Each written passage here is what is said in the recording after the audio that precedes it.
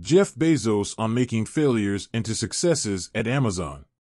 One of my jobs as the leader of Amazon is to encourage people to be bold.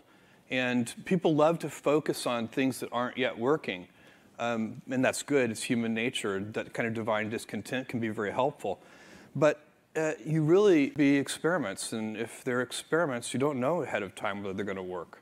Experiments are by their very nature prone to failure. But big successes, a few big successes, compensate for dozens and dozens of things that didn't work. So, bold bets, AWS, Kindle, Amazon Prime, our third-party seller business, all of those things are examples of bold bets that did work, and they pay for a lot of experiments. I've made billions of dollars of failures at Amazon.com. Literally, you might remember Pets.com or Cosmo, or give myself a root canal with no anesthesia very easily. None of those things are fun, but they don't matter. What really matters is companies that don't continue to experiment, companies that don't embrace failure. They eventually get in a desperate position where they built this lemonade stand, 20 years ago. The lemonade stand has become very profitable over time. But we also decided to use our skills and the assets that we've acquired over time to open a hamburger stand and a hot dog stand and so on and so on. So he says, you can hold a rock concert, and that's okay.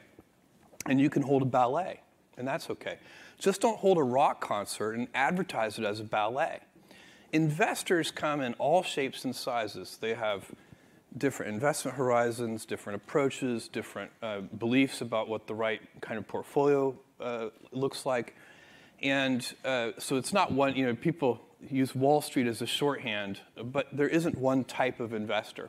They come in all shapes and sizes. And you have to be super clear. We said some of them hopefully were going to work. We said we were going to invest for the long term, that we were going to try to take advantage of market opportunities as they arose. And there's a certain kind of investor who is aligned with that approach. And so, again, you can hold the ballet or the rock concert, and both can work. Just be clear about which one you are, and then people can self-select. It's difficult for a publicly traded company to switch. So if you've been holding a rock concert and then you want to have a ballet, that transition is going to be difficult. But if you've done it from the very beginning, and then I think it's not that difficult to do. Our output measures. And I guess you could try to manage your quarterly earnings very precisely, but I think personally that would be a mistake. Most of the work that we put into any particular quarter happened years ago.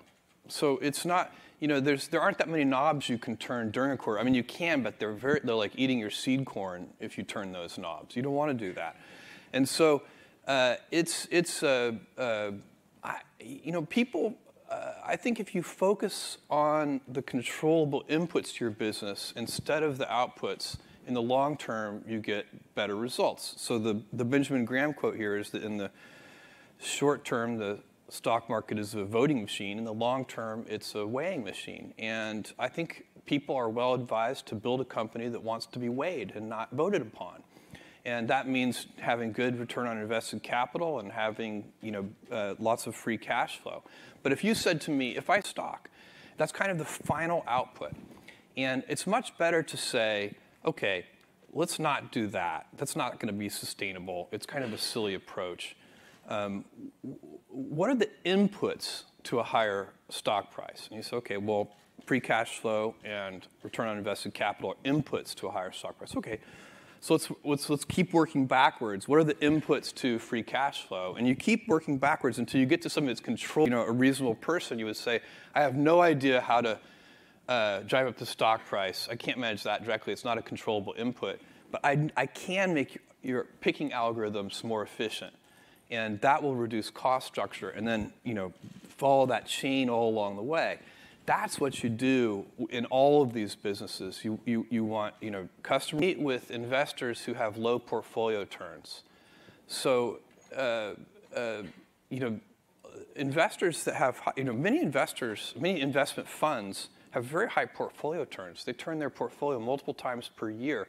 They're not really investors, they're traders. There's nothing wrong with that. It's just a different thing.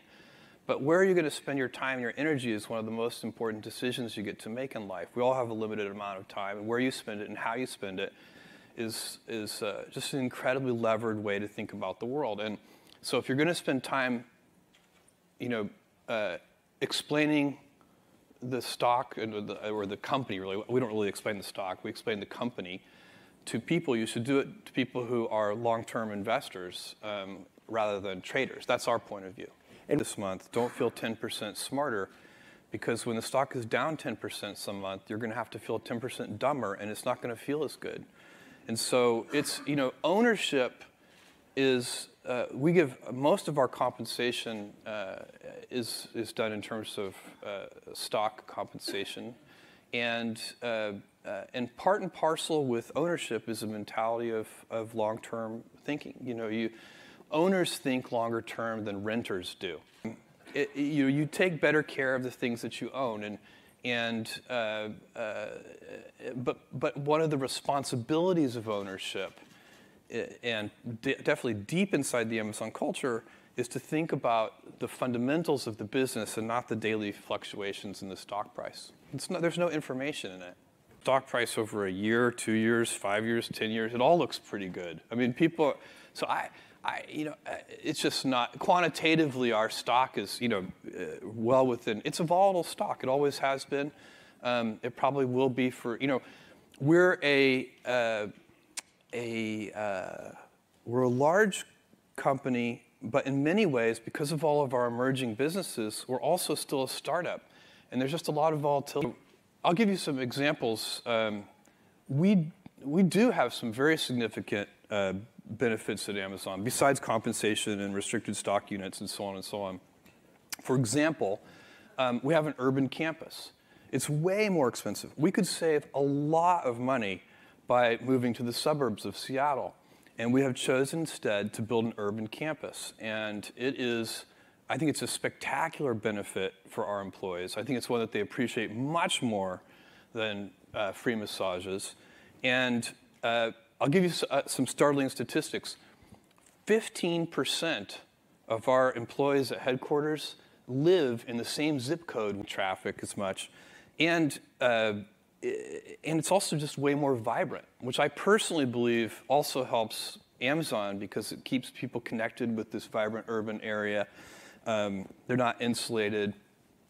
We have an unbelievable food truck scene around our headquarters. It's out of control, actually, how many, and if everybody just came in and had, Amazon authorized food, and there would be no food truck scene. There would be no vibrancy, there would be no connection. So we have windows that open in our buildings. That's unbelievable, hard to do. We have all these strange objections, but people, it turns out, really like fresh air. So even though it's complicated to get to have people have control of their own windows, and it complicates the HVAC system, it's worth doing. And in a mild climate like Seattle, it's also very green. We let people bring their dogs to work. Again, some of these things are complicated, but they're all manageable. We have. I guess I kind of reject the premise. I think we have great amenities for employees. They're just not the same as what kind of what some other companies do, and those are fine too. I don't even claim our way is the right way. I just claim it's ours. Would be hard for other people to do only because of my history with the company, and as the company has grown, of course, my job has changed very much, and it has. My main job today is I'm kind of I work hard at helping to maintain the culture. A culture of high standards, of operational excellence, of inventiveness, of willingness to fail, willingness to make bold experiments. I'm the counterbalance to the institutional no who can say yes. But I won't. I'm not going to be here forever. Amazon is a really many of the traits that make Amazon unusual are now deeply ingrained in the culture. And view is in this incident, and actually in our entire history, I think we've been treated extraordinarily well by the press and the media, certainly by customers. So I have no complaints